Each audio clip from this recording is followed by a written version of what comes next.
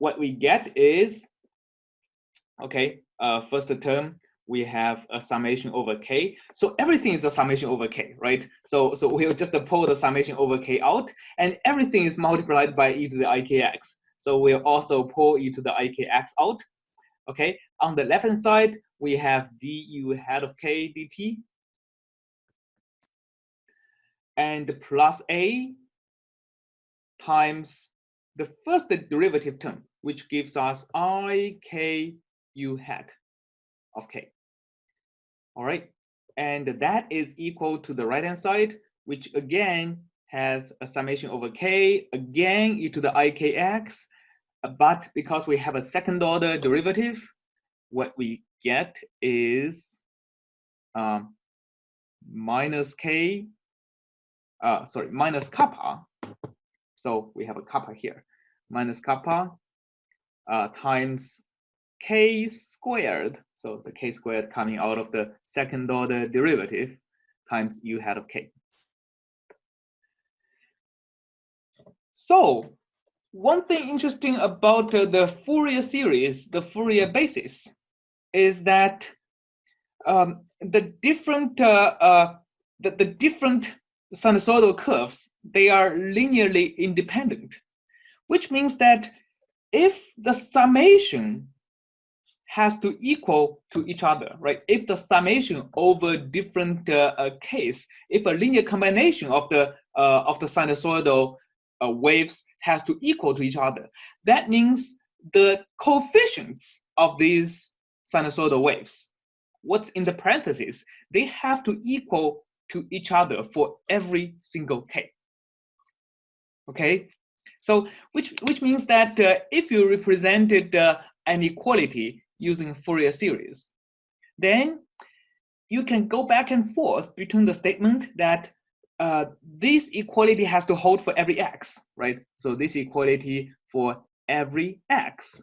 You can go from this statement into the fact that the coefficients du hat dt plus a times IKU hat of k has to equal to this coefficient minus k times kappa square u hat of k.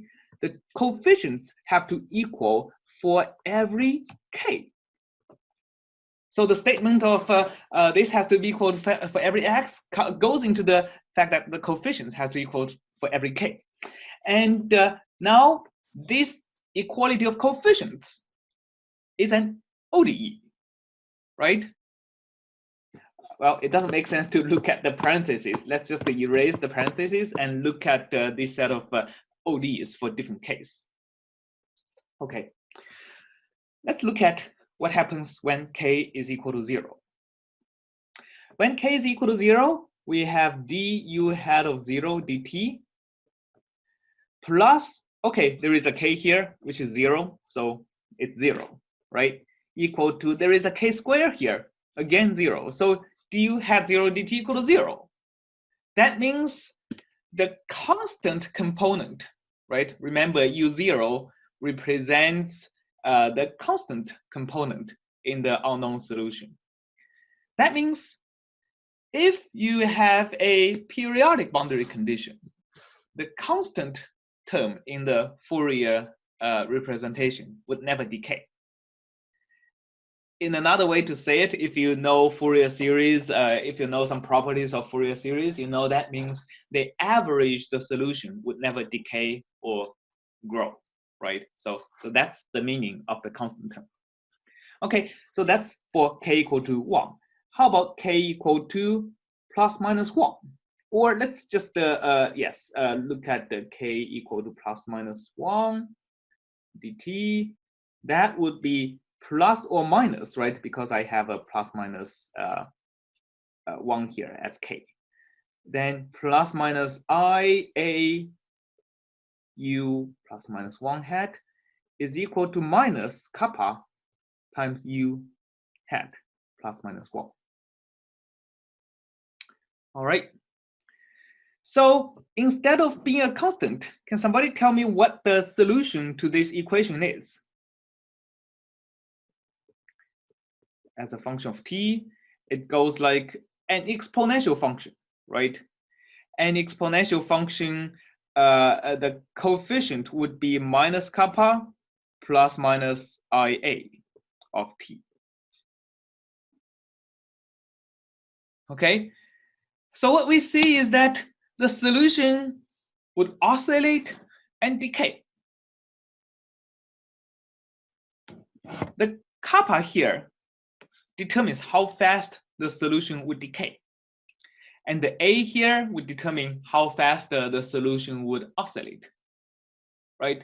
I mean, this starts to make more and more physical sense, especially for the kappa term, right? So the oscillation term may not make as much sense to you right now, but actually only makes sense when you combine the plus and minus term and realize they are complex conjugates, and then you see that the oscillation combined with plus and minus is actually a linear movement of the wave. So the oscillation would actually look like a wave being translated towards one direction.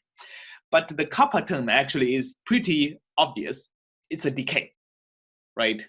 So that means, okay, a diffusion, right? A diffusion of kappa, right? Which means it's a constant multiplied by a second order derivative, corresponds to a decay if you look at the first harmonic, right? The most low wave number harmonics supported on the domain.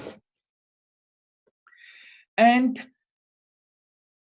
when you look at higher harmonics, so that's basically k that is even bigger. And let's now write down the general solution of this ordinary differential equation. So basically move the imaginary component towards the right-hand side and integrate. You're going to see u to the head of k is basically goes like e to the minus kappa k squared plus ia k t, actually minus ia k t.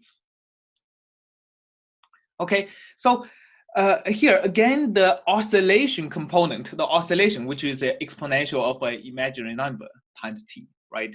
The oscillation, again, if you consider the fact that the plus k and minus k are complex conjugate, it actually represents the same kind of a translation as we have in the first harmonic. But the decay actually is faster. For k equal to 2, the decay is 4 times as fast as when k equal to 1. For k equal to 3, the decay is 9 times as fast as when k is equal to 1. So that means the higher wave numbers, right, corresponding to these more oscillatory components, they decay faster. Okay, so these are actually exactly the kind of a phenomenon we observed when we look at, so let's see, when we look at the equations, when we look at, not here, when we initially go to the partial differential equation and look at the advection, lecture 6, lecture 7, yeah, look at the solution of the advection diffusion equation. Here for the difference, yeah, I think in the demo. So if you type convection diffusion equation, right, with a